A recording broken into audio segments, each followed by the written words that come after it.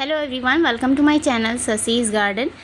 तो आज मैं आपको दिखाऊंगी इस वीडियो में कि मैंने किस तरह से पोर्चुलाका की लीफ को लगाया था मिट्टी में और उसमें बहुत ही जल्दी रूट्स डेवलप हो गई हैं बहुत ही कम समय में। तो पोर्चुलाका का जो प्लांट होता है आप सभी जानते हैं कि इसे लगाना बहुत ही आसान है। गर्मियों में इस तरह से फ्लावरिंग होती है और सर्दियों में ये डोरमेंट पीरियड में होता है। तो गर्मियों में आपके गार्डन को फूलों से भरा रखने में ये बहुत मदद करता है। इसमें बहुत सारे कलर ऑप्शंस आते हैं।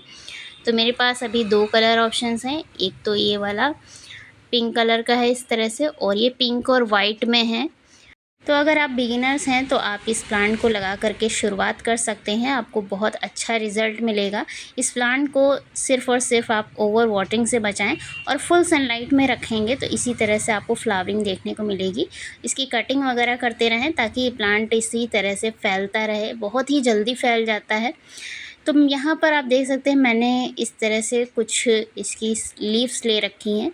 और ये जब मैंने आपके साथ एक पहले वीडियो शेयर किया था, मैंने कुछ कटिंग्स लगाई थी, उनमें से ये लीव्स इस तरह से नीचे से मैंने निकाली थी और उन्हीं लीव्स को मैंने गमले में लगा दिया था। और लगाने के बाद का मैं आपको अभी अपडेट दिखाऊंगी कितनी जल्दी इसकी रूट्स मिट्टी में पकड़ बनाती हैं और बहुत ही गहराई तक रूट्स पहुंच जाती हैं बहुत ही कम समय में।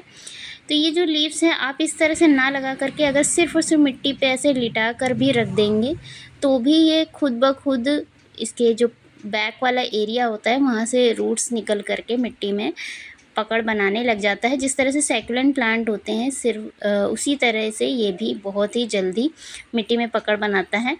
तो इस तरह से मैंने लगा दिया था, थोड़ा बहुत दबा दिया था। और मिट्टी आप देख सकते हैं मॉइस्ट है, इसलिए मैंने पानी नहीं दिया था। जब मिट्टी हल्की सूख जाएगी तो पानी देना सही रहता है। तो अभी मैं आपको इसका अपडेट दिखाती हूँ। तो ये 15 से 20 दिनों के बाद का अपडेट है। मैंने बिल्कुल भी इसे ऐसे ही छोड़ दिया था। बारिश वगैरह होने की वजह से कुछ पत्तियाँ इधर उधर हो गई और बाकी की पत्तियाँ आप देख सकते हैं इस तरह से ये बची हुई हैं। इनको मैंने निकाल करके देखा तो ये निकल नहीं रही थी। इसका मतलब है कि नीचे की तरफ इसमें रूट्स बन गई हैं। तो इस तरह से आपको पकड़ करके ऊपर की तरफ नहीं खींचना है। आप इस तरह से अगर पकड़ करके खींचेंगे तो लीफ आपके हाथ में आ जाएगी, टूट जाएगी और हो सकता है जड़ भी टूट जाए।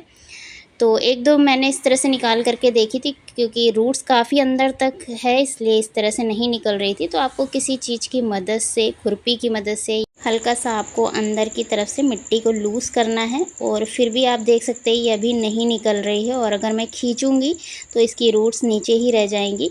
तो दोबारा से आप इस तरह से नीचे की तरफ से मिट्टी को और हल्के से लूज़ कर लें। आपको आइडिया हो जाएगा जब आप इस तरह से मिट्टी को अंदर की तरफ से लूज़ करेंगे तो काफ़ी अंदर तक रूट्स होती हैं। इस तरह से आप देख सकते हैं मैंने मिट्टी को लूज़ किया है और अब निकाल करके मैं आपको इसकी रूट्स दिखाऊंगी किस तरह से इसकी रूट्स डेवलप हुई हैं। ये सिंगल एक लीफ है और आप देख सकते हैं कहाँ तक इसकी रूट्स अंदर तक पहुँच गई थी और हो भी सकता है थोड़ा बहुत रूट्स टूटी भी हो। तो आप देख सकते हैं कितनी जल्दी इसमें रूट्स इस तरह से डेवलप हो जाती हैं और कितने अच्छे से एक ये सिंगल लीफ है, कितने अच्छे से आपका इस सिंगल लीफ से भी एक पौधा तैयार हो सकता है। तो दूसरी लीफ भी मैं आपको निकाल करके दिखाती हूँ। आप जितनी भी ये लीव्स देख रहे हैं तो इनका शेप थोड़ा सा चेंज हुआ है, पहले से इनकी थिकनेस थोड़ी सी बढ़ गई है। और ये दूसरी लीफ मैं आपको निकाल करके दिखा रही हूँ, इसमें भी बहुत अच्छे से बहुत ही हेल्दी रूट्स डेवलप हुई हैं।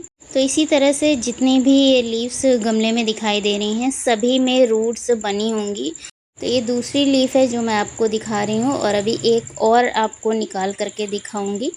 तो आप समझ सकते हैं कि ये पौधा कितना आसानी से बढ़ता है। इस पौधे की स्टेम हो या पत्ती हो आप कितने भी दिनों के लिए निकाल करके मिट्टी से अलग कर दें और उसके कुछ दिनों बाद भी अगर आप इसे लगा देते हैं तो भी ये पौधा सरवाइव कर जाता है। इतना हार्डी पौधा होता है, बिल्कुल लो मेंटेनेंस प्लांट होता है। अगर आप इसे खाद देते हैं तो अच्छी बात है और नहीं देते हैं तो भी इसमें फ्लावरिंग होती है।